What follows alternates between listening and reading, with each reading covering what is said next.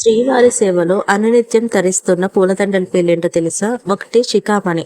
కిరీటం మీద నుంచి 2 భుజాల మీది వరకు అలంకరింపబడే ఒకే ఒక్క దండను శిఖామణి అంటారనమాట. ఇది 8 మూరల దండ.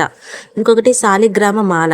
ఇది శ్రీవారి భుజాల నుంచి ఇరువైపుల పాదాల వరకు వేలాడుతూ ఉన్న సాలగ్రామాల మాలలకు ఆనుకొని వేలాడదీస్తూ అలంకరింపబడే పొడవైన పూల మాలలు.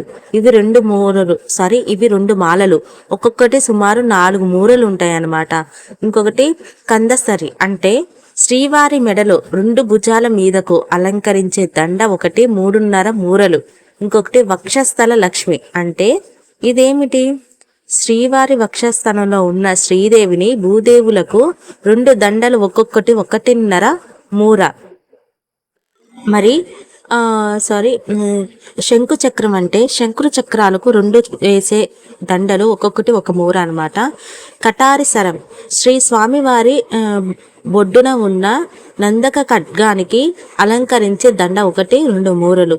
తావలములు అంటే 2 మోచేతుల కింద నడుము నుంచి మోకాలపై పోరలుగా మోకాల నుంచి పాదాల వరకు వేలాడదీసే 3 దండలు. అందులో మొదటిది 3 మూరలు, రెండవది 3.5 మూరలు, మూడవది 4 మూరలు అనమాట.